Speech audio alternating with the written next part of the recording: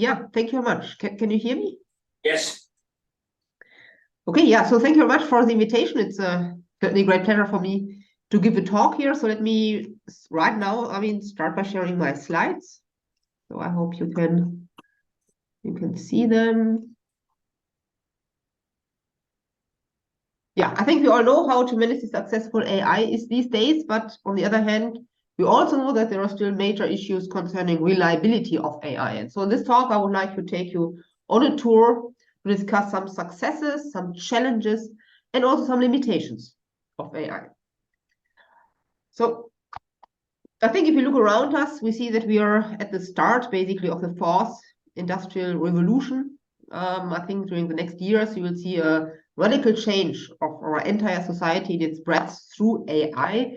So what we right now observe are, for instance, self-driving cars, certainly telecommunications, speech recognition. Also legal issues are now, maybe not in every country at present, but in many countries decided by AI. Also in the job sector, it's used.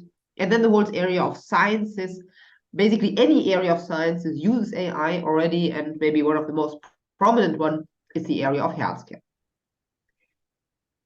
Now, then, on the other hand, we also have warning voices. So, this is already some time ago. So this was in 2018. There was a big AI conference. Ali Rahimi won an award. He gave a plenary speech, and maybe you've heard, during his plenary speech, he said machine learning, so in particular, artificial intelligence, is still at the level of alchemy. And his argument was that, as you see here, researchers do not know why some algorithms work and others don't, and they don't have any rigorous criteria for choosing specific AI architectures. So now, we worked hard.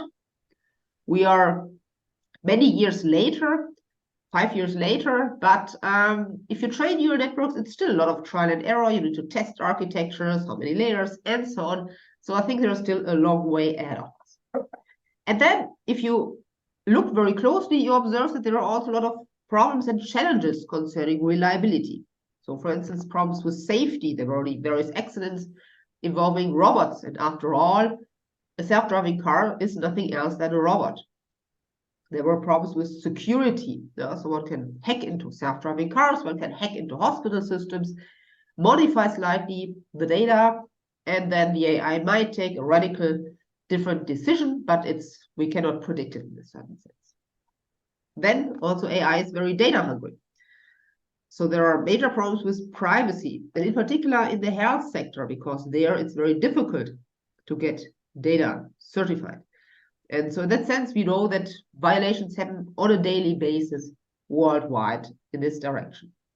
Last but not least, problems with what I might call responsibility. Many of these decisions are black box decisions. We don't know why the decisions were taken. However, some laws already require the so-called right to explain, the right that the user has that the outcome, the decision can be explained. And then also examples are, for instance, biased decisions. So in that sense, I think it's very fair to say that one current major problem worldwide is the lack of reliability of AI technology, which kind of hinders also the process. Yeah, and certainly, people are aware of this fact. And so if you look internationally, so I'm from the EU, so there's the AI Act of the European Union, which puts restrictions on AI technology, which is approved. So for instance, the right to explain, algorithmic transparency.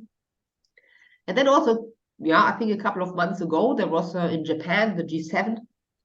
The G7 met and they started the G7 Hiroshima AI process, which also worldwide should regulate AI usage in a certain sense. And so from my perspective, what is absolutely key is to derive a profound mathematical understanding. And I think this is also why we are having this meeting, because then you can understand AI in its steps, you can get error bounds and drive forward, and then also hopefully make it reliable in all of these aspects which I told you about. So I would like to now briefly introduce you to what I consider are the main directions in reliability of AI, and then we will delve in some of those a bit deeper. But maybe let's start, very gently and slowly. Everything is, AI is actually nothing new. Maybe you know, it's already quite old. It started in 1943 with McCulloch and Pitts, and so they wanted to introduce artificial intelligence. And since we humans, at least we believe that we are intelligent, we don't know how we compare with other aliens, but I mean, at least we believe that right now. What they did was they mimicked the functionality of the human brain. Now, so we have neurons, we connected via dendrites. So this is what the mathematical model is driven by. And so here you see just a sketch if you haven't seen that. So the model is as follows. You get some inputs in these dendrites. They might be amplified. So this is why these weights are put here. Then everything is collected in the soma. The soma needs to decide whether to fire or not. The model says, well, it does so by comparing the sum to a bias. And then here you have a very simple activation function. So either you fire a 1 or a 0. And so, I mean, you connect everything, and then the free parameters are the weights and the biases. So being a bit more specific, this is what an artificial neuron is. It's the function f of x1 to xn. You see here the term which we already discussed, and then here you have more flexibility by taking a different activation function than it was on the previous slide. So on the previous slide, we saw the Heaviside function, but you could take a sigmoid, rectifiable linear unit, and so on. And we all know, aware that this is what is typically used these days, the so-called ReLU, which is a piecewise linear function. But for practical purposes, it seems to be sufficient. Yeah, so I mean, once you have that, you connect everything. And so I guess you are aware of how this is done. So I mean, these connections are encoded by a matrix. So basically, this is this matrix W1. So you connect here these for the first output, this is this line, and so on. Then in here, you add the bias terms, and also the activation function is applied. And then you keep going. The next is again encoded by this matrix, W2 now, you add the bias term, and so on. And so just to fix notation, this is for me what a neural network looks like.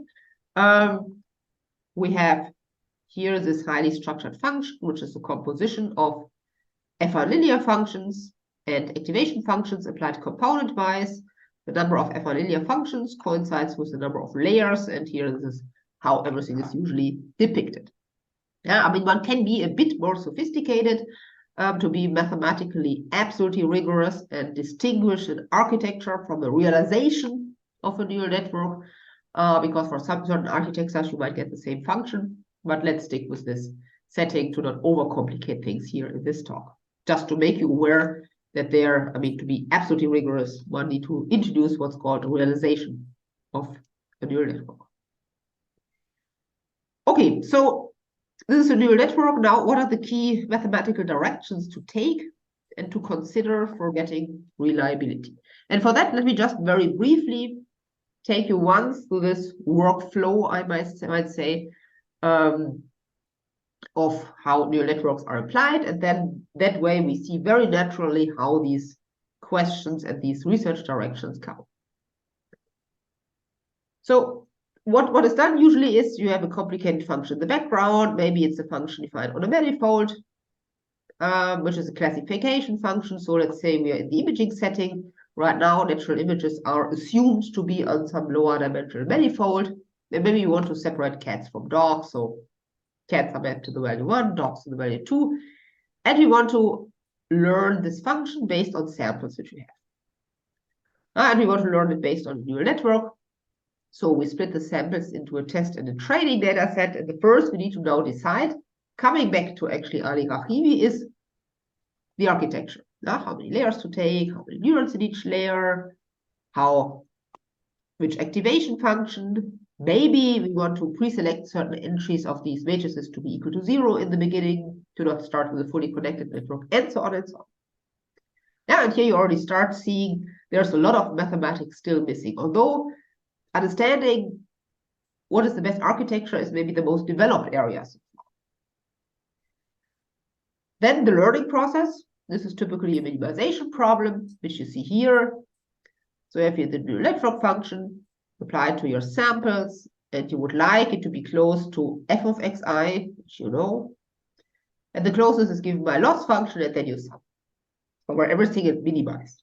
Yeah, and so this is, as we know, done by stochastic gradient descent, because you have here m being in the millions, you cannot compute a million gradients. So once you've done that, you train the neural network meaning you learn the weights and the biases. And then in the end, you pull your test data out and you check how good you did. Now, this gives you very canonically the research directions, which are currently also being pursued mainly. One is what we call expressivity. So which aspects of a neural network architecture are important in the end for the performance. So this is usually deeply rooted in approximation theory. These are usually purely approximation theoretic questions, unless you look at, for instance, how many, let's say, different linear regions you obtain. So there's a different viewpoint. Let me say, the expressivity, there are different viewpoints which you can take, which makes things also very exciting, and what you mean by expressivity in detail. But usually it's, how to set up the best architecture for a particular problem setting. It's maybe theoretically, as I said, the most developed area so far. The second is learning. So we have a non-convex problem. Why does stochastic gradient descent perform that well and usually end up in good local minima? This is far from being clear. People throw a lot of tools on it, from optimization, optimal control, also, let's say, exotic tools like algebraic differential geometry to understand somehow the geometry of the local minima, to understand which are better ones than others, and maybe which ones are preferred by stochastic gradient descent. And then the last stage for the test data set, and this is sometimes considered the holy grail of deep learning theory, can be derived success guarantees on the test data set. This usually goes very deeply into statistical learning theory, probability theory, and so on. So if you consider deep learning as a statistical learning problem, you also see that these are three of the components of an overall error. You have the component, the approximation error from the hypothesis class. You have the error from the algorithm itself, and you have the out-of-sample error. Yeah? So in that sense, these are closely linked. Then there's another direction, which I find also extremely important, and which to my mind lacks a lot of mathematics. That it's actually not clear, we will discuss that, to which extent you can put it on rigorous feet, because it also depends a lot of social sciences, psychology. So this asks the question, I have a neural network, it's already trained, it is there, I got it, maybe it was in my software package, and I want to understand how it reaches decisions. And so this is what I said before. There are now in certain countries legal requirements, this right to explain. And so this goes in that direction. And maybe last but not least, and I think this is an important point, and for my viewpoint, this is unfortunately very much neglected these days, is, neural networks and AI, this is not a Swiss Army knife. It has limitations, and I think it's very important to check where the limitations are, to understand how far we can go and how far we can not go, and maybe what to do to overcome those limitations. And so this is the point I would then also like to make in the end.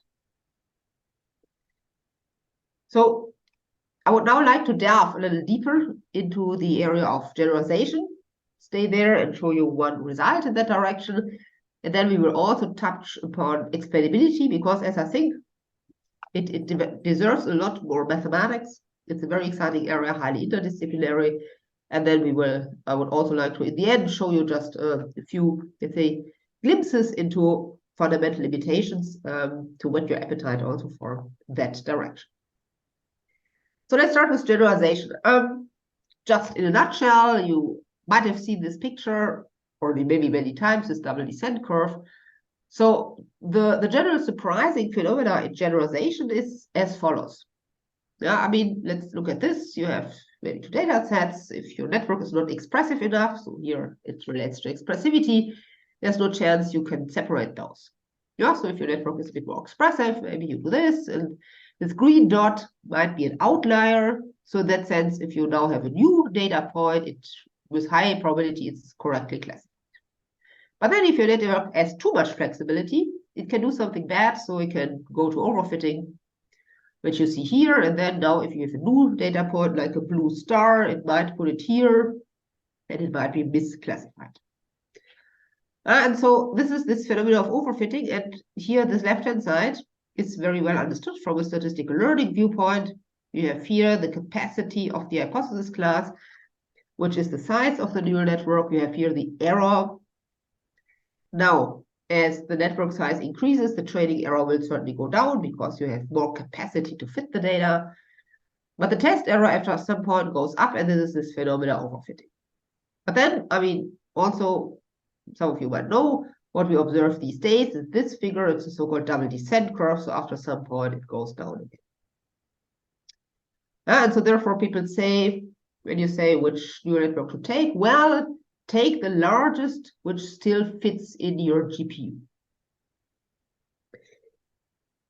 And so people throw a lot of approaches now on this problem to understand this double descent curve, in particular this modern regime, like we see dimension, Rademacher complexity, neural tangent kernels, and so on.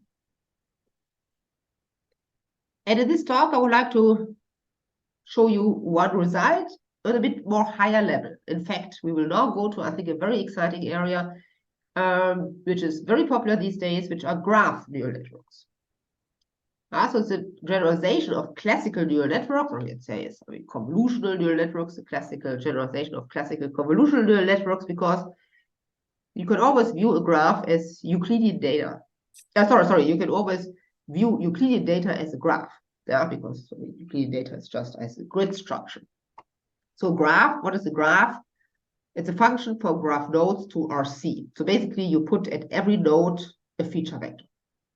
And so graph neural networks process graphs, and the graph neural network is kind of consistent with a normal neural network. You have the graph signal. You do your weight matrix. So here in the case of convolutional neural network, you do convolution, then you do the activation. And then there is this additional feature, which is called pooling, because otherwise, I mean, if you go that route, the size will significantly increase. So basically, this reduces the dimension each time in each layer. So this is, and so here are some applications, recommender systems, fake news detection, chemistry, so molecules are a graph, and so on.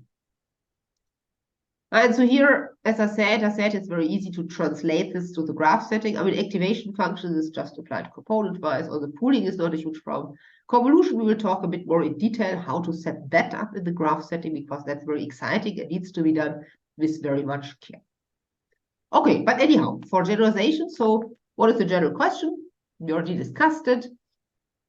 A graph convolutional neural network should generalize to graphs and signals unseen in the training set. So assume, for instance, this right-hand graph is in my training set, the left is in my test data set, so certainly the neural network which I trained should have kind of the same repercussion on both of those graphs, because they look kind of alike. And so this is the sub-question which you can all ask for generalization. You can ask, if I have two graphs which model the same phenomena, whatever that means for now, we'll discuss that in detail, then a graph neural network should have approximately the same repercussion on both graphs. So then if I have one in my training data set, and then this is only in my test data set, the network should be able to deal with that and should generalize to that. And so what I will show you is how you can actually show this ability, transferability for certain graph convolutional neural networks, namely where convolutions are defined by spectral filters. Okay, so let's start with some basics, which you might know. So if you have a graph and D is the degree matrix, W the adjacency matrix, then you can define something like a graph Laplacian, which is a generalization of the normal Laplacian. It's just D minus W, and you can also normalize it. So this then becomes the self-adjoint operator, which has, as usual, it has eigenvalues, which are frequencies, and it has also eigenvectors, which are the Fourier modes. Okay, so what does such a graph Laplacian do? Well, in a sense, you can say it, as I said, encapsulates the geometry of the graph. If you look at the eigenvectors. So here you see a lot of these eigenvectors, I mean, plotted a bit in a continuous fashion. And you see, indeed, you see here different frequencies showing them, but adjusted to the geometry of the graph. Okay, so that's a very common tool in the analysis of graphs. So now how to define convolution? What you usually do is the following. Yeah, also looking at the spectral theorem. So if you have a signal on the graph, then the convolution is usually defined in the following way. You have here your convolution, your filter. Yeah, so the CJs that are the filter coefficients, and then you apply the F, or you take the inner product of F, you have your eigenvectors of your graph Laplacian, times again the eigenvectors, and the CJs, the filter, are here multiplications, and then you sum all that. That's the classical convolution operator. But we also see that there are a lot of problems with this approach.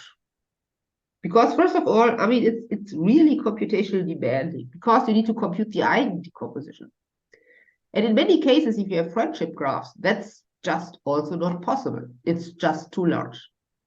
And in addition, you don't have a general fast Fourier transform for graphs. Yeah, so it's very difficult to compute that in a fast manner. So computationally, you have a huge problem, but your problem is even larger than that. Because if you do that, and you have a graph, and now you perturb the graph slightly, then certainly you would like that the graph stays in the same class. Yeah? But what happens here is if you perturb it slightly, then these eigenvectors can actually change a lot. And this stays fixed. So then the convolution operator on the graph and the slightly perturbed version of the graph can behave very differently. And so that destroys any transferability. Okay, so this is a problem, but fortunately, I mean, we have mathematics, and so we have a way out, because we can use functional calculus for that. Now, functional calculus is a beautiful theory for functional analysis, which does the following. If I have a self-adjoint operator with a discrete spectrum, it tells me how I can apply a function to this operator. Yeah, so it's a beautiful theory. I mean, for different functions, continuous function, bound functions, and so on and so on. Yeah, and so here is then a decomposition. And in fact, if my g is a rational function, I can write g of t down exactly. Yeah, so that I could compute it exactly. Okay, so what is now the idea? The idea is now to replace this discrete filter by a continuous object. Yeah, and you see, I mean, this is a general phenomena in mathematics. It's often easier to deal with discrete objects. It's often easier to deal with continuous objects than with discrete objects. Yeah, because this also usually gives you much more stability. And so this is the idea here. Yeah, so this was before. So here our convolution was basically defined by these filter coefficients. But now my convolution is defined by this function. And so now, I mean, my convolution looks as follows. I take this function, which gives me the filter, apply it to the graph Laplacian, and this is now my operator, which I apply to F. Yeah, and so then this is the convolution. It looks a bit similar, but it has a huge advantage, because first of all, it solves this instability problem, since now if I have a graph and I perturb it slightly, the eigenvectors might change a lot, but then, I mean, these eigenvalues counterbalance that, because they also change, but here this stays fixed. And also it solves the computability problem, because you see, if g is a rational function, then you can write down this exactly. Yeah, so this we saw on the previous slide. You don't even need to compute the eigendecomposition. Okay, so therefore these spectral graph filters based on functional calculus are extremely useful and also beautiful from a mathematical standpoint. But that's, I mean, the main point is that they are very useful. Okay, so now let's see how we make it more precise that two graphs mimic the same phenomenon. So what do we want to do? We have these weighted graphs with points with some weights in between. And let's say the guiding object will be metric spaces. So basically what we will do is we will say that if I have two graphs which came from the same metric space as a discretization, that those graphs represent the same phenomenon.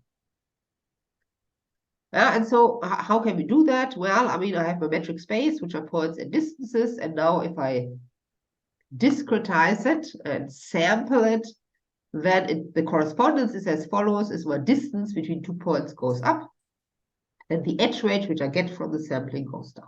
So that's the correspondence. Okay, so that's two graphs to make the same phenomena. Let me just say, I mean, there are a lot of other ways, for instance, graphones, which you can use, which is like a sequence of graphs to a continuous object. And if two graphs come from the same sequence, they mimic the same phenomena. So also for there, you can obtain results of that type. Okay, so everything is basically now in this figure. Let's assume that we see the general result. So let's assume I have these two graphs, which we already saw before, and they come from the same metric space. Yeah, and I have a generic signal on that. So now I would like to compare the filtering procedure for both of those graphs. Okay, so what do I do? The first, I mean, I bring it down on the graph. So I discretize it. I sample it on the graph. So it's sampled certainly, but I mean on these two different graphs. Now I need to filter it. Remember, the filter is given as the convolution is now given by this continuous object G, which is applied to the graph Laplacian. But the graph Laplacian for those graphs is different. So therefore, the filtering procedure looks like this. So we have here the same G, but we apply it to two different graph Laplacians. But you see, therefore, this way you can adjust the filter, the same filter, to these two different geometric objects. And now, to compare it, you need to bring it up in the continuous domain again. So you reconstruct, basically, bringing it up, and then you can compare it. Yeah, and so this way you can compare the repercussion of the same filter on those two different graphs. Okay, so this is basically the essence of it. I mean, you can make it now very fancy. You have the analog domain, which is the Borel space with a Laplacian. You have the discrete domain, graphs with graph Laplacians. At the continuous side, you have partly Wiener spaces, and then you have a sampling operator and an interpolation operator to bring things up again. And with this, you can get results basically by what I said before. And here is maybe the essence of the result. So what we aim for first is we just stay in the continuous setting. So on the, let's say on the metric space, we have our signal, we have here our Laplacian, and we filter it. And we compare it with, if we bring it down on the graph, filter it and bring it back up again. Yeah, so this is just comparing the continuous situation with the discrete situation. There we can get an error bound, which depends on two ingredients. One is the transferability of the Laplacian. You see here now the F is just the aridity. And the consistency error, which is in a certain sense the density of the sampling of the graph. And you see, this is one part of the result which we need. What we need is we need to compare this with the continuous situation, and then we need to do the same for a different graph. And that way we can get now the bound between both. So this is half of the result. And basically what I just said is written here, maybe a bit more complicated. You have here something from the Wiener space. This is the continuous sampling, and this is bringing it down on the discrete side and discrete sampling. And these are the two components of the error which we just discussed. Yeah, so the consistency error and the transferability of the Laplacian. But now you can bring both together. And here you see the full results. You have two graphs and two graph Laplacians. You have the ReLU graph convolutional network with Lipschitz filters. You have your graphs passing through the different layers. And here you see, as a hypothesis, you have these estimates because you certainly use the previous result. And here you assume for each layer that you have certain bounds. And then you see the full result. So this is if you pass your graph through, if you pass your different graphs to the same neural network, then this is the error which you obtain. You have here the number of layers. You have here the Lipschitz constant, you have the dimension of the polynomial space, and here the delta comes from. Yeah, so I mean the message here is that you get a very precise error bound for this generalization error in this situation. And you can extend it in different settings. In fact, we also have now results concerning message passing neural networks, so where you not go in the spectral domain, but where you stay in the time domain, so to say, or space domain. Okay, so that's about generalization. There's a lot of things going on, very exciting area. But I now would like to delve a little into explainability, because I said, I think this is an exciting area, and I wish there would be a bit more, let's say, also from the mathematics side. And what I would like to show you is an approach which is based, in a certain sense, on applied harmonical. Okay, so what is explainability? Maybe you've seen these pictures. You would like to understand decisions of neural networks. So here you have a neural network which said correctly that this is a 3. And then the explainability approach put a heat map on this image, which then said, well, I mean, the neural network looked at these red dots to reach the decision, and the blue dots played against it. So every pixel is now assigned a relevance score, which indicate what the network took into consideration. That made a lot of sense, because you see here these openings basically distinguish a 3 from an 8. So looking at the openings makes a lot of sense. Yeah, and so let's assume I have a network here which classifies this wrongly as an 8. Then maybe the explainability approach will say, well, okay, I mean, the network thought that these openings play against the decision. This is nice. I mean, these heat maps or relevance maps look very nice, but the question is, from a mathematical viewpoint, what exactly is relevance in a mathematical sense? Can we also develop a theory for optimal? I mean, what is the better? I mean, how can I compare relevance maps? What about other modalities? And also, in fact, I mean, do we need pixel-based explanations? Don't we need maybe higher level explanations? And the ultimate vision in this area is to question and discuss with the AI as with a human the reason for a decision. And now you see what I said before. Certainly a lot of mathematics is needed, but it's also a highly interdisciplinary area, because here also, well, I mean, what is actually a decision? Sorry, what is an explanation? Yeah, so there are also a lot of psychology comes in, sociology, and so on. And right now with ChatGPT, this area also got a huge push, because so you can use this for queries and so on. But then the question is also how reliable it is. Okay, so I would like to show you one approach, which is my viewpoint, a bit more mathematics-based. It's based on information theory. So what is the key of information theory? Well, you have 2 persons. One has a message. She transmits parts of the message to Bob, so at a certain rate. And then Bob decodes the message and will make an error. That's the distortion. And so the goal here in information theory is always to send few pixels, but then have also a small distortion. Yeah, small right, small distortion is the trade-off. Okay, so now we can phrase this explainability in this framework. You have here both persons assume have this neural network, and Alice has the original image. And G now transmits parts of the image, the hopefully relevant pixels, to Bob. Bob now needs to bring this again to the image size, because otherwise he cannot use his neural network. So he blows it up, maybe using random pixels to not distort the meaning, puts this in his neural network, and gets a decision. Yeah, and so the goal is certainly now to have very few pixels which are sent, to have a concise explanation, so very few relevant pixels, but keeping this error under control. And here you see the definition also of the error of distortion. And so this is the right distortion function, so having very few pixels, but still the distortion under control, which you see here. Now if you work in this area, you can imagine that this is something, if you work in optimization, this is certainly something which you cannot compute. So you can show that computing the minimizer is actually very hard, and you need to relax this optimization problem.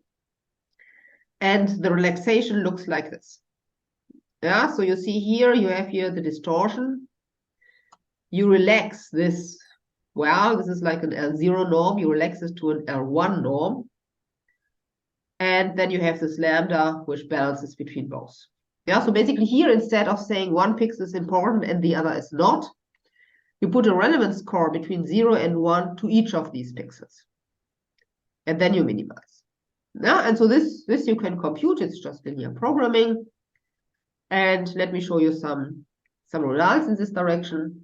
So this here is a neural network said that this is a dog.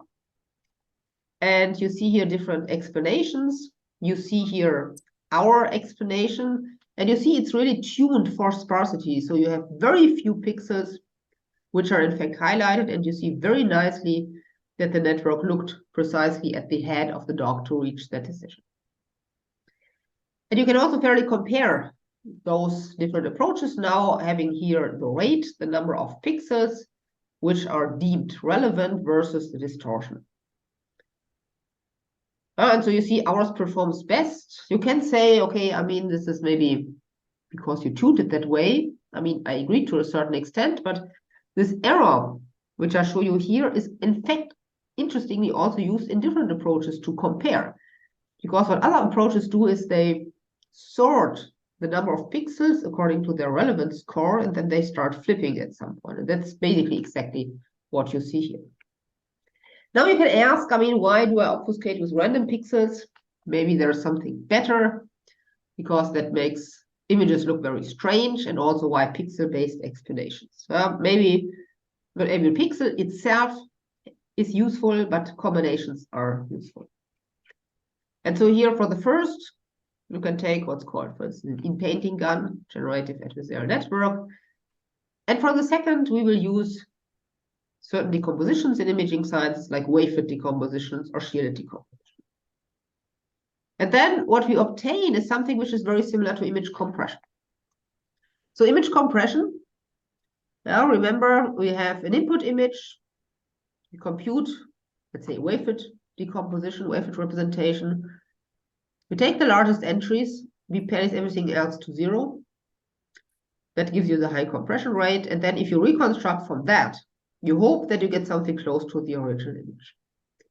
Now, what we do is somehow in that spirit.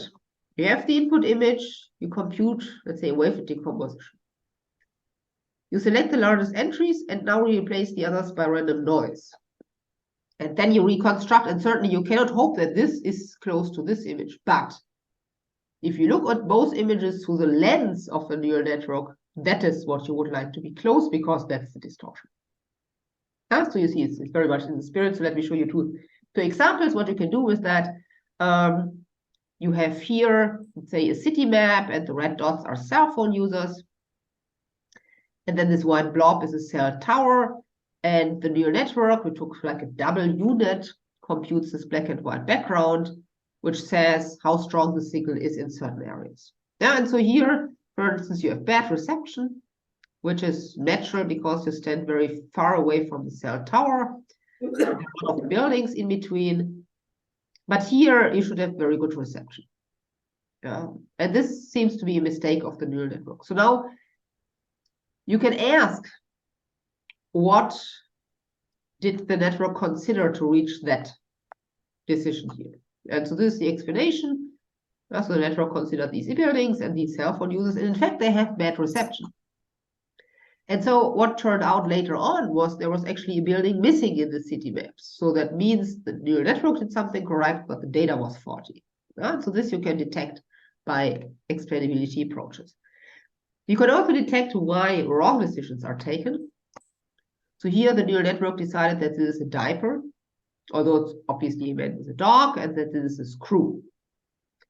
And now I will overlay this with the image which the network has seen, so which we got from the explainability approach with wavelets. And you will see what the network has seen to reach that wrong decision. And so if you overlay it, you see this looks kind of like a baby. So then a diaper is not that far off, and this looks kind of like a screw. Yeah, and so then you can correct for it doing maybe a fine training, a fine tuning. Yeah, and so we have extensions now, not using wavelets, but using shearlets, which makes things a bit more detailed and sophisticated. But here, I mean, I could show you the essence of the results. Okay, so this was a quick tour into explainability to show you that area and maybe whet your appetite for that also a little bit, because as I said, I think it needs a bit more mathematics. So now let me finally come also to limitations. And as said, neural networks are not a Swiss Army knife. They have limitations. And I think it's important to discuss what the limitations are to then counteract to those. So we took the viewpoint of what can you actually compute on digital machines. Yeah? Because you train your neural network on GPUs, so you break everything down to zeros and ones. And typically problems are of a continuous nature. So that needs to have certain limitations. And so there's a beautiful theory, computer science, computability theory.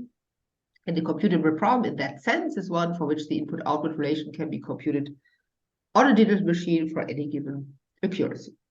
And so, but what we could show then was that in fact, for certain problems, so here for so-called inverse problems, which often appear in imaging sciences, the solution is in fact not computable by a neural network. And so here we used a Turing machine as a model for a digital machine. So that's a canonical model in a certain sense which people typically use. So this is a really bad result. I mean, it shows not a problem of the inverse problem which we want to solve, but in fact it shows a problem of the hardware where things are computed right now. And as we all know, I mean, typically we compute, I guess you have laptops in front of you, we typically compute exclusively on digital hardware these days. And so this result shows that in fact there is no algorithm which on digital hardware derives neural networks which approximates the solution for any given accuracy. So you always have a consistent error. So in that sense, the output is not reliable and you cannot get theoretical guarantees in that sense, because there could be this systematic error. And also it could point towards why we see these instability problems and also non-robustness problems, which we discussed also in the beginning as one major concern with respect to reliability. So this looks bad. And as I said, I mean, one needs to discuss what are limitations. And this is certainly one limitation. But then I also said, I mean, we need to also discuss how to overcome those limitations. And in fact, what one can show is that things become then computable if you go to other machines than Turing machines, to analog machines. And there's beautiful theory in that direction as well, a so-called Bloom-Schuh-Smale machine, which is an analog machine. So there's things become computable. So that means maybe for reliability in certain problem settings, maybe we need to rethink the hardware we train our neural networks or AI in general on. And there are very exciting directions, like, for instance, neuromorphic computing, neuromorphic chips. You might have heard, I mean, there are already industry building those. Biocomputing, which is a kind of preliminary stage, so using cells for computing. And then this whole area of quantum computing, which, I mean, I think everybody is aware of. Yeah, and so neuromorphic computing, for instance, is very interesting. It's aiming to mimic the human brain much more than normal neural networks would do that. And so there's also a model for neuromorphic computing, the spiking neural networks, where also a lot of mathematics is still missing. Basically, all mathematics is still missing. But let me also add one other concern here. We are also aware that, I mean, energy is limited, but if you train neural networks on GPUs, you need a ton of energy. I mean, it's a huge waste of energy. And so going to novel hardware might also tackle this problem, because in fact, neuromorphic hardware is much less energy hungry than digital hardware. So in that sense, that's also from, let's say, a sustainability viewpoint, a necessary direction one needs to go. So the question is then, if I have digital hardware, how do I best augment that by analog hardware, by novel hardware, to cope with this reliability problem and maybe also solve the energy problem that way immediately. And in fact, if you look closer, I mean, there are many more problems that I said. I mean, we have results for classification problems which are not computable, the pseudo-inverse. Also for certain partial differential equations, we could show that there's a complexity blow up if you compute that on digital hardware. So meaning that the input is of a significantly lower complexity than the output, which is like an exponential blow up. And also optimization problems are typically or often worrisome in that sense. And so, I mean, from my viewpoint, the vision for the future, if you want to go to mathematically reliable AI, we can do that to a certain extent on GPUs, but in fact, I mean, from my viewpoint, if I look at these limitations, we need to also strongly reconsider the hardware and maybe to a certain extent go to novel hardware platforms, for instance, I mean, analog computing.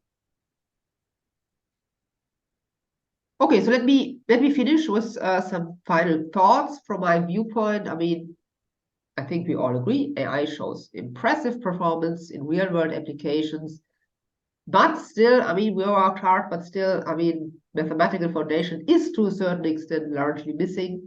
For instance, even in expressivity, we still don't have results which are of a type that, for instance, for this problem setting, this neural network is the optimal one. Already in imaging sciences, people usually take units. And there are some beautiful papers which aim a bit to explain why units are very good for inverse problems, but still, I mean, it's not a rigorous result. I mean, there need to be even there much more work.